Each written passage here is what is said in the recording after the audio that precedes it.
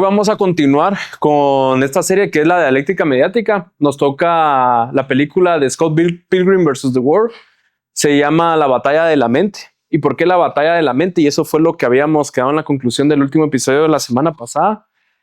Y algo que es importante que sepan sobre esta película es de que esta película salió en el 2010 y fue un fracaso de taquilla en su estreno, pero se convirtió en una película de culto. Si ustedes ven lo que dicen los críticos y la audiencia, los críticos tienen un 82% de aprobación de la crítica y la audiencia tiene un 84% de aprobación. ¿Qué quiere decir? A veces es raro que una película tenga tanta aprobación de un lado o del otro, así como lo vimos con Truman Show hace 2 semanas, pero es interesante que aquí están casi al mismo nivel, o sea, tanto la crítica como la audiencia les gustó, por lo tanto, es una excelente película. Entonces, ¿por qué se volvió película de culto? Y si no fue tan popular, ¿qué le hizo tener tan buena puntuación? Pero antes de responder eso, vamos a recapitular un poco la serie porque hay algunos que aquí es primera vez que están. Entonces, lo que llevamos. La vez pasada explicamos Pixar versus DreamWorks, que al final venían todos de Disney, y se explica cómo Hollywood usa la dialéctica, o sea, la tesis, la antítesis y la síntesis para moldear la percepción del público, sobre todo la de los niños. Pixar y DreamWorks parecen rivales, pero en realidad presentan dos visiones opuestas que terminan llegando al público a una misma conclusión diseñada. La idea central es que el entretenimiento no solo cuenta historias, sino que programa la forma en que interpretamos la realidad, ¿sí? Luego vimos que había un patrón sobre eso.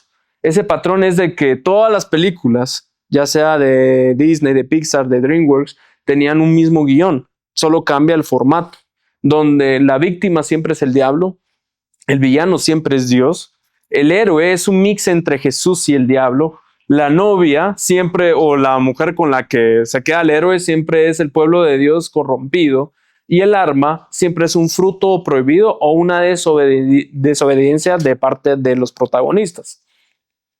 Luego de que vimos esos patrones, pasamos a la siguiente, que fue la de Willy Wonka, y aquí hablamos más que todo sobre el sensacionalismo. Porque primero se muestra una interpretación oscura de la película, o sea, rituales, élites, sacrificios, porque se van desapareciendo un niño por niño, ¿verdad? Hasta que queda el Charlie, que queda hasta el final. Y luego se nos muestra cómo funciona esa distracción sensacionalista. El verdadero mensaje de la película es más sutil. El mejor gana. El digno hereda el reino, o sea, el que se quedó con la fábrica al final. Esto representa un Mesías humano basado en méritos, similar a una primera venida donde el hombre se perfecciona y no una salvación por gracia. Hay dos opuestos en esta parte que vimos en Willy Wonka, y es que está la parte del evangelio y la parte de la fábrica. La fábrica te vende que gana el que se controla, pero en el evangelio te dice, vence el que se rinde, ¿sí? Négate a ti mismo.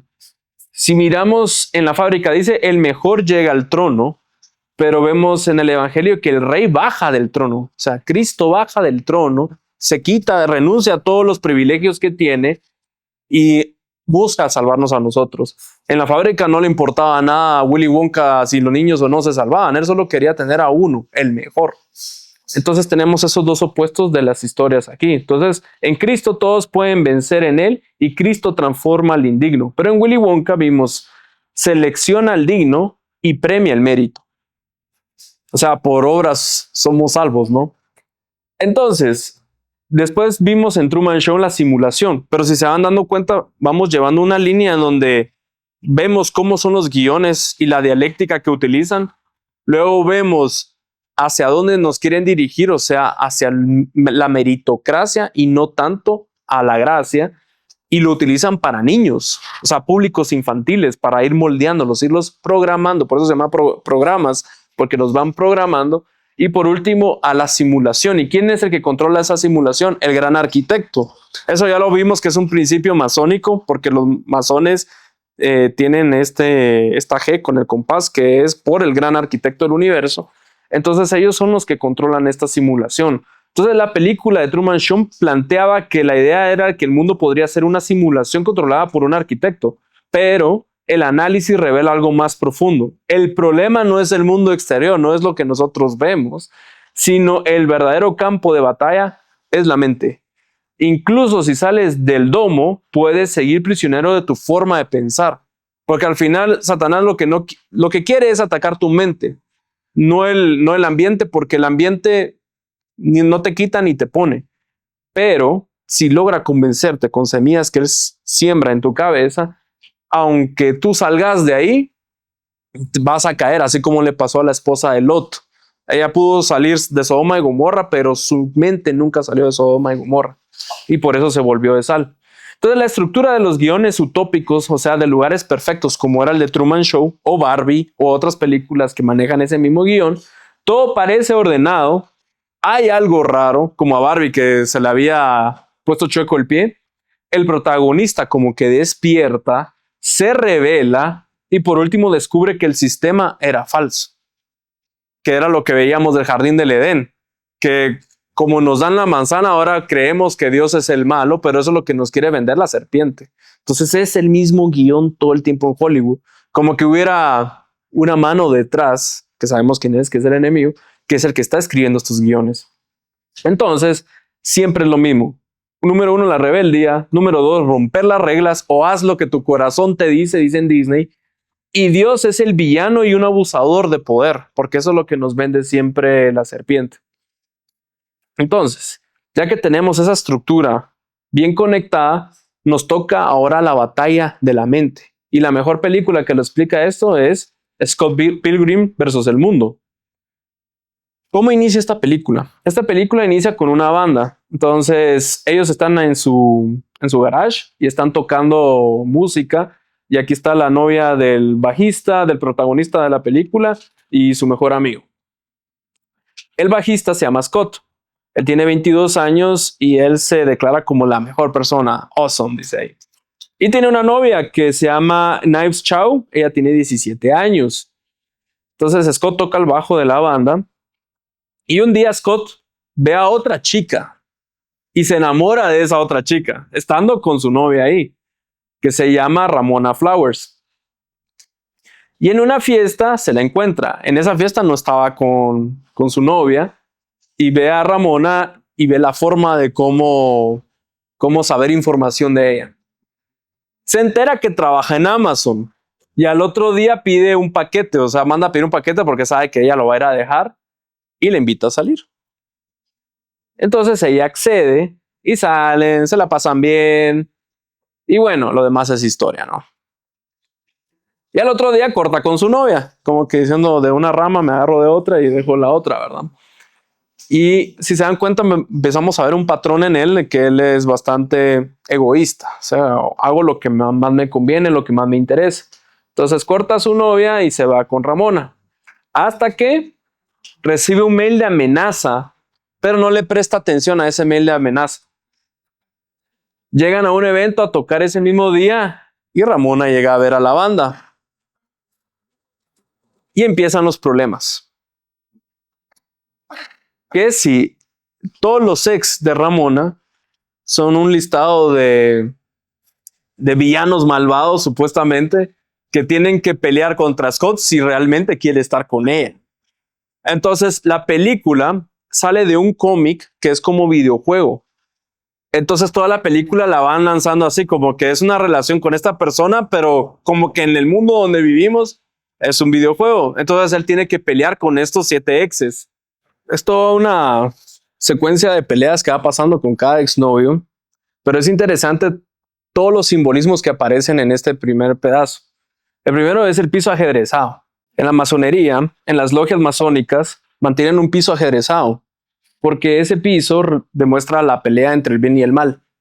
Y en este caso ellos están peleando, ¿no? Entonces por eso es que el piso tiene eso. O sea, nada ahí es por casualidad. Entonces tienen ese simbolismo importante ahí. También siempre mantiene enseñando solo un ojo. Recordemos que eso es un simbolismo importante dentro de Hollywood porque es del ojo de que todo lo ve dentro de la masonería. El ojo de Horus. También lo pueden ver en el billete de $1 de Estados Unidos. También el tema del círculo, el hecho que hagan este simbolismo a cada rato es por el círculo perfecto de los masones, que significa perfección, completitud y todo está bajo control. Como que diciendo él, yo puedo con esto, yo puedo contra mi contrincante. Y no solo eso, sino el espiritismo y misticismo, porque decían que él tenía poderes místicos y aparecen fantasmas ahí, tienen poderes, etcétera. Y eso es algo muy importante dentro de la masonería porque ellos creen en la inmortalidad del alma. Entonces, para ellos es importante ese tema. Luego viene el segundo ex, se llama Lucas Lee. Y como van viendo, por ejemplo, en los simbolismos que habían detrás de eso, habían un castillo, había como que varios dobles que él manejaba, pero todo eso en el simbolismo, por ejemplo, el castillo es súper importante para la masonería. Antes de que los masones tuvieran logias, su forma de construir sus templos eran castillos. Entonces, en el siguiente tenemos al tercer exnovio, que es Todd Ingram, pero si se dan cuenta son 7. Recuérdense de ese número. Al villano lo ponen como el vegetariano cuando en temas de salud, pues se habla mucho y en temas espirituales, tanto en el cristianismo como en otras religiones, para tener una mejor relación espiritual con lo que creas, es importante ser vegetariano y lo mencionan en esta película. Y me llama la atención que hay un punto en la Biblia donde a Jesús se le ven con ojos de fuego y tiene pelo blanco y que no les faltó ese detalle tampoco con el villano. Entonces, otro día hablamos más sobre el tema del vegetarianismo, solo me llamó la atención que tuviera ese dato ahí. También Ramón anduvo con una mujer, al parecer, se llama Roxy Richter, y también tiene una pelea con ella. Hay algo interesante y es que cuando rompen la bola de disco, se ven todas sus caras. Entonces, cuando todos se ven sus caras, eso tiene un simbolismo que viene del MK Ultra, que es cuando les cambian las personalidades a la gente. Eso lo hacían mucho en la época de la CIA, cuando les daban LSD a las personas. Entonces me llamó la atención que lo hicieran ahí, porque también eso, o varios videos musicales, entre esos de los de Taylor Swift o cualquier cantante de pop, rompen vidrios y se ven, porque en cada uno tienen diferentes personalidades, o cuando lo vemos desde un punto de vista espiritual es porque tienen diferentes demonios en sus vidas. El quinto y sexto ex son hermanos gemelos, ella salió con los dos al mismo tiempo. En los simbolismos tenían un montón de bestias para poder luchar entre los géneros de música. Y algo interesante en la Biblia es que menciona que Satanás le habían dado instrumentos celestiales. Entonces te para diciendo prácticamente quién es el que controla la música, ¿no? Aquí uno puede venir y decir, no, es que eran orientales y por eso es que usaban dragones y cosas así, pero uno ya entiende hacia dónde va dirigido esto, ¿verdad?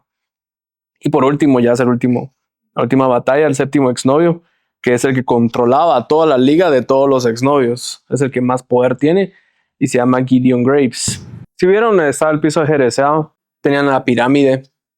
Si se acuerdan qué simbolizaban las pirámides, pues simbolizaban la adoración solar, ya que todas las pirámides principales, la de Egipto, la de Keops es por el sol, la de Chichén Itzá es por el sol, la de Teotihuacán es la pirámide del sol.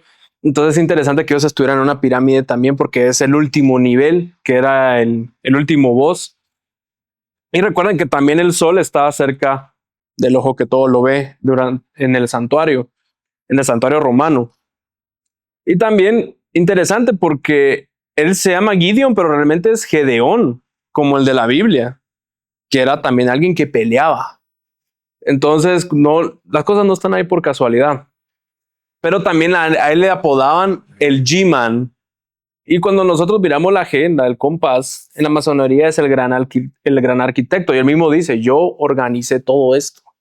Yo soy el que tengo todo esto bajo mi mando. Entonces dice un concepto simbólico de Dios. Por lo que vemos una confusión entre un servidor de Dios y otro servidor de sí mismo en el mismo personaje. ¿Qué intenta hacer Satanás? Confundirnos. ¿Sí? Nos hace poner al bueno como el malo y al malo como el bueno o a veces al mismo tiempo. ¿Para qué? Porque así es como es el yin yang. Así funciona, como que diciendo el balance entre el bien y el mal sí puede coexistir. Y eso es una idea que nos viene vendiendo en todas sus películas. Entonces, si Gedeón sirvió a Dios en la Biblia, volvemos a ver el patrón en donde el villano es el bueno. Pero falta un último contrincante. Porque después de que peleó con los 7 exnovios, apareció el Negascott, se llama eso. Este Negascott es el mismo Scott, pero su versión oscura. Entonces tiene que pelear con él, pero aquí está lo interesante, no hay pelea. Pero en vez de vencerlo, se hacen amigos. Entonces se van y todavía le dice, sí, nos vamos a juntar en un café para la otra semana, ya que es como yo, le dice a las chicas. Entonces, a mí lo que más me llama la atención es de que a pesar de que es una comedia, esto es real, porque al final, ¿qué te dice Jesús? Négate a ti mismo. Entonces, el último nivel que tenía que haber llegado a pasar y era vencerse a sí mismo, era negarse a sí mismo. O sea, sí tenía que vencerse a él. Sin embargo, no se vence, más bien se adapta a él y como se hace su amigo, su mejor amigo. Ajá. Aparte de sí mismo. Exactamente. Su versión oscura. Entonces, la pregunta aquí, ¿quién es el malo? Segunda parte, el santuario. ¿Qué es el santuario? Para los que han leído la Biblia, en el Éxodo podemos notar que a Moisés Dios le deja una maqueta de un campamento donde está el santuario. Y este tiene varias partes. Está dividido en 3 con 7 muebles. Pero interesante porque son 7, como los exes. ¿Qué significa, qué simboliza este santuario? No vamos a entrar a detalle porque es un estudio bien largo. Pero en pocas palabras y en resumen, este santuario es el plan de salvación que le dejó Dios a Moisés de lo que iba a hacer Jesús, ¿sí? Entonces es interesante porque no solo es el plan de salvación, sino que también en la transformación espiritual, donde nosotros podemos ser transformados a través de la ley de Dios.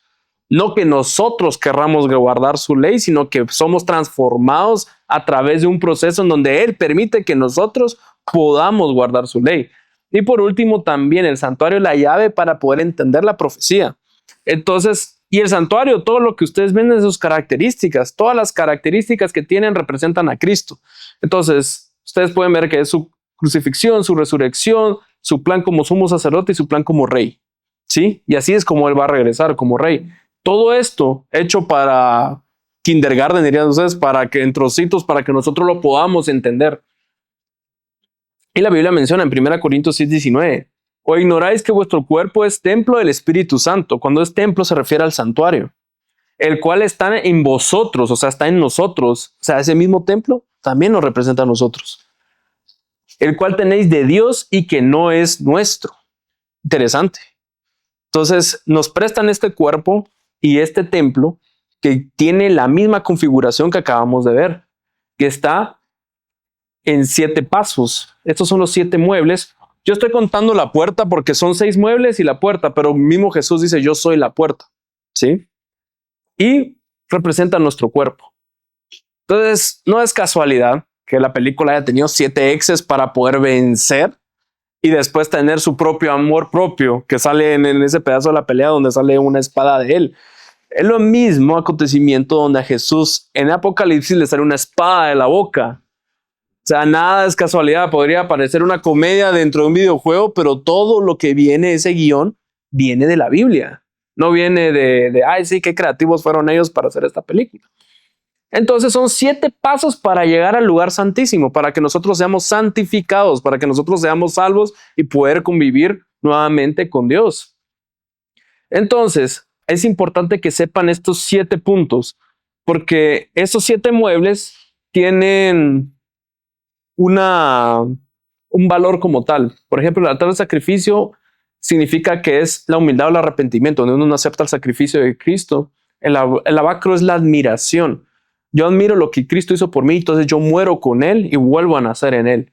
La mesa de los panes menciona la templanza. La templanza es de que yo me puedo contener con mi dominio propio. El candelabro es la inocencia, donde yo doy un testimonio puro y santo. El altar del incienso es el autocontrol. ¿Por qué? Porque al momento que yo tengo una relación con Dios, Él me da ese dominio propio. El arca del pacto es la misericordia que tiene Dios con nosotros y que nos enseña también nosotros a tenerla. Y por último, el santuario completo demuestra la diligencia que nosotros podemos llegar a utilizar de nuestro templo, tal cual estaba en el versículo anterior. Nosotros tenemos que ser diligentes para poder utilizar este cuerpo y solo a través de Dios podemos tener esa diligencia. Entonces, ahora que se saben los valores, como los 7 exnovios son todo lo contrario a eso, lo vamos a ver. Pero hay 2 santuarios, recuérdense de esto, porque este es el santuario que está en la Biblia, el campamento que Moisés bajó, Y si ustedes ven la dirección en la que se construye, tienen la dirección contraria en la que se construyen las logias masónicas, las iglesias romanas y los gobiernos también, los palacios y todo eso lo hacen viendo hacia el sol y esto lo hacen contra el sol. Bueno, la persona está en contra del sol, esto está viendo hacia el sol el altar y el otro está directamente hacia el sol. Entonces, hay dos machos cabríos que se ponían en el santuario. Y por eso es que cuando uno dice el Cordero de Dios que quita el pecado del mundo, están hablando de ese mismo macho cabrío, pero eran dos. Uno era para Dios y el otro era para Azazel o Satanás. ¿Qué quiere decir? Que son iguales. Entonces, ¿cómo los diferencias si los dos son machos cabríos?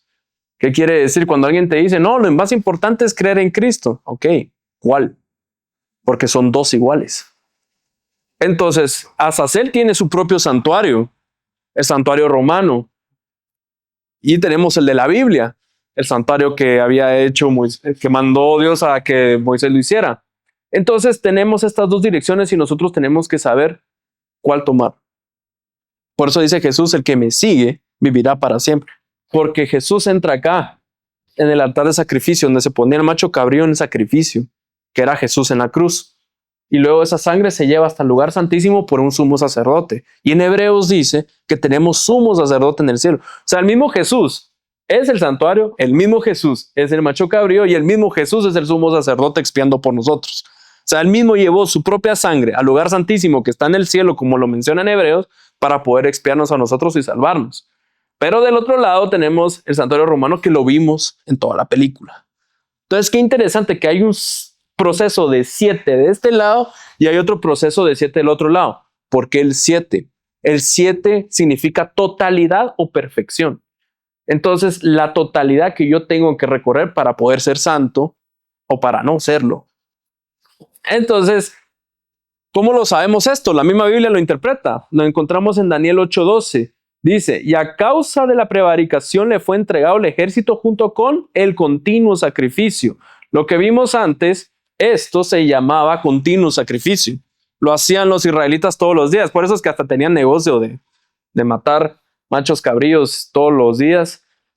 Y después cuando Pablo dice que eso ya no hay que hacerlo, porque la ley ceremonial terminó, pero eso era la ley ceremonial. Pero este proceso lo sigue cumpliendo Jesús en el cielo. Entonces Satanás dice, yo también voy a hacer, yo también voy a hacer el mío. Porque si aquí vamos a pelear con espadas, tú tenés una espada, yo también tengo una espada. Entonces, ¿qué hace el enemigo que se quiere parecer a Dios? También hace su santuario. Entonces, él ataca su santuario con nuestro santuario. O sea, nuestro cuerpo, nuestra mente. Por eso utiliza la música. ¿Qué eran las batallas? Musicales, ¿no? ¿Qué eran los lugares que estaban ahí? El santuario romano. ¿Qué nos está tratando de decir? Que esas batallas las está haciendo el enemigo para poder destruirnos a nosotros. Entonces, junto con el continuo sacrificio, y echó por tierra, ¿qué? La verdad. ¿Quién era la verdad? Jesús. ¿Quién representa el santuario? Jesús. Entonces ataca directamente a Jesús, ataca directamente al santuario. E hizo cuanto quiso y prosperó, como lo está haciendo al día de hoy. Entonces, ¿quién está de ese lado? Son los que están atacando de este lado. Van a decir que no, que ellos tienen sus propias creencias y todo eso, pero al final sí están atacando nuestro santuario, están atacando la palabra de Dios. Entonces, ¿contra cuál santuario luchaba Scott? Nunca luchó. O sea, nunca se negó a sí mismo. Se hizo mejor amigo de su lado oscuro. Tenía que haberlo vencido, porque con Jesús nosotros nos tenemos que negar, lo dice la palabra. Mateo 16, 24, 25. Entonces Jesús dijo a sus discípulos, si alguno quiere venir en pos de mí, ¿venir en dónde? En el santuario. Niéguese a sí mismo y tome su cruz y sígame. Porque todo el que quiera salvar su vida, la perderá, y todo el que pierda su vida por causa de mí, la hallará. O sea que es una película de autoalabanza. Tercera parte, el narcisismo. Cada ex de Ramona representa un elemento narcisista, ojo con eso.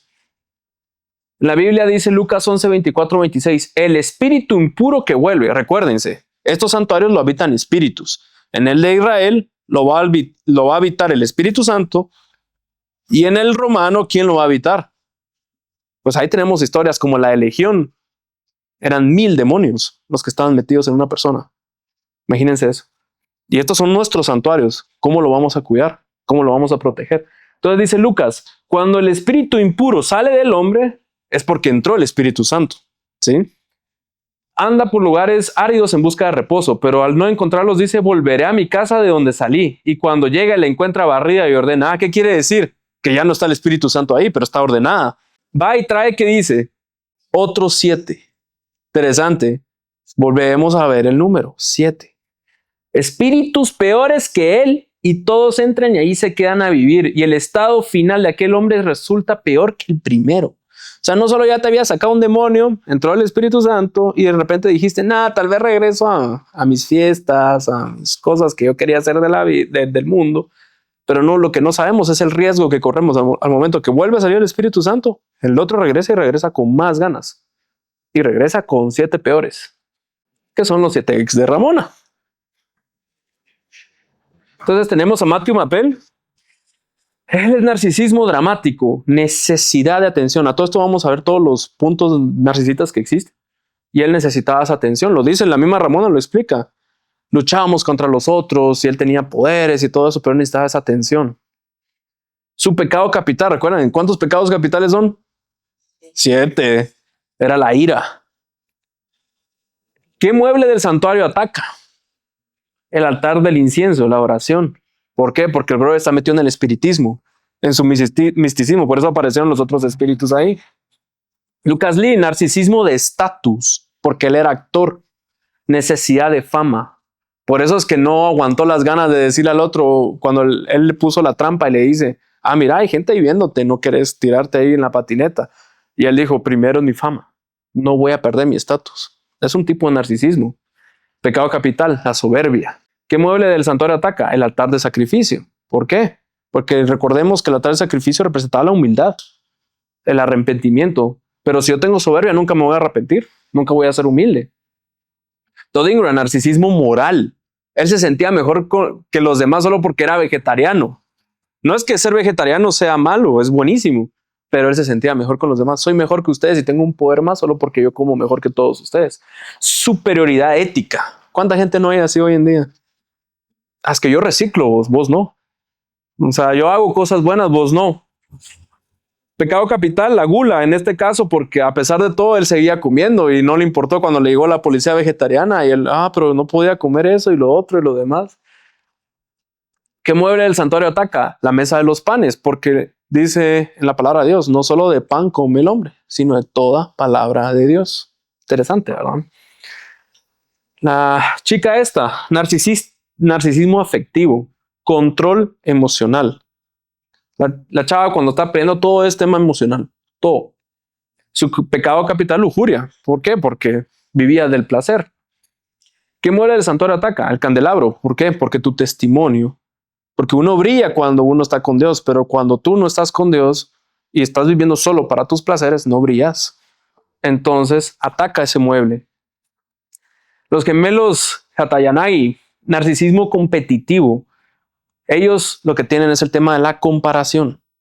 Siempre me ando comparando para ser mejor. Por eso es que están tocando al mismo tiempo, porque se están comparando para ver quién es mejor. Su pecado capital es la envidia. ¿Y que muere el santuario ataca? El abacro. ¿Por qué? Porque tú no te podés ir a morir con Cristo si tú no has renunciado a ti mismo y todavía tenés cosas pendientes con alguien más. Tú primero estás en paz con los demás y ya te puedes ir a bautizar en este caso para volver a nacer con Cristo. Entonces tú tenés que tener paz con todos los demás. Y Gideon Graves, narcisismo de poder. Este es el último, este es el más alto. ¿Qué es lo que buscan ellos? Tener control. Por eso es que tenía a Ramona de prisionera, porque la necesitaba tener bajo su posesión, y no solo a ella, sino a todos los demás exes. Su pecado capital, la avaricia. ¿Qué mueble del santuario ataca? El arca del pacto, que fue por lo mismo que Satanás pecó, porque él codició el poder de Dios, y lo primero que dijo es que su ley era injusta. ¿Y qué se guardaba dentro del arca del pacto? Los 10 mandamientos. Y por último, el Negascot, narcisismo de responsabilidad interior, la imagen. Ese era el que tenía que vencer el otro y no lo hizo. Prefirió su imagen. Pecado capital, pereza. ¿Por qué pereza? Porque es cómodo. Es cómodo poder venir y decir, no tengo ganas de cambiar hoy, tal vez mañana, tal vez otro día me pongo a leer la Biblia, tal vez otro día me pongo a buscar a Dios, tal vez otro día. O sea, mientras yo esté cómodo y nadie me diga nada, yo estoy bien, pero en algún punto tenemos que seguir a Cristo. Él, ¿qué dice? Tomen su cruz, síganme. No te está diciendo, vení, vamos a ir a la playa, vamos a pasarla bien. No, te está diciendo, toma tu cruz. ¿Qué mueble del santuario ataca? Todo el santuario completo. ¿Por qué? Porque tenés que dar ese primer paso. Si no das ese primer paso, no vas a lograr nada y te vas a quedar en medio, en el mundo. Entonces, ¿qué mensaje deja la película? Cuarta parte, el humanismo. Ojo con esto, es bien interesante. ¿Qué es el humanismo?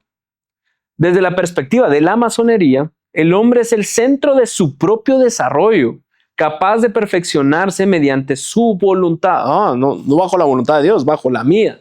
Disciplina y autoconocimiento.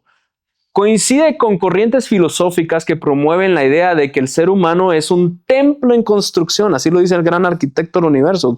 Ellos, cuando tú entras a la masonería, te dan una piedra y la piedra está toda deforme.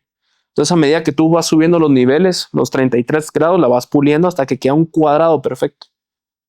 Qué casualidad, porque también el lugar santísimo en el santuario es un cuadrado perfecto. Y cuando Jesús regresa en un cubo perfecto, que es el lugar santísimo. Entonces, es interesante todos los paralelismos que tiene. Pero en este caso, en la masonería, tú haces tu propio cubo. Tú sos tu propio Dios. Entonces, llamado a pulirse y elevarse por sí mismo sin necesidad de una intervención divina, sin necesidad de la intervención de Cristo, que es el único que nos puede dar la vida. Entonces, esa es la batalla de los dos santuarios, la que tenemos que nosotros tener bien metida en nuestra mente, porque aquí está toda la guerra espiritual, donde tenemos a Jesús como sumo sacerdote, expiando los pecados de nosotros ahorita, en este mismo momento, en el santuario celestial, pero tenemos en este mundo a otro santuario que nos dicen que son cristianos, pero no lo son, sino más bien están atacando nuestra mente, diciéndonos que entre nosotros podemos hacer nuestra propia voluntad, que por obras somos salvos, y no es cierto. Entonces, el mensaje de la película es: la salvación viene de ti mismo, supera obstáculos, derrota a los enemigos, encuentra tu poder interior. Ellos también quieren que seas bueno, pero sin Cristo. O sea, no todas las personas que vemos que hacen cosas buenas quiere decir que sean buenos cristianos. Porque hay gente que hace cosas buenas y tiene valores, pero eso no quiere decir que estén teniendo una relación con Dios.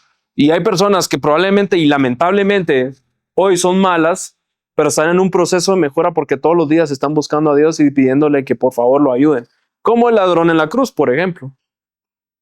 Entonces, conclusión, la película no habla de redención, habla de autosalvación. Y la reflexión es: por eso la verdadera batalla de la mente no es contra los ex, ni siquiera contra el Negascot. Es la batalla entre los dos santuarios. El santuario donde el hombre intenta salvarse a sí mismo, y Juan 15, 4-5 lo dice re bien. Permaneced en mí, dice Cristo, y yo en vosotros. Como el pámpano no puede llevar fruto por sí mismo si no permanece en la vid, así tampoco vosotros si no permanecéis en mí. Yo soy la vid, vosotros los pámpanos.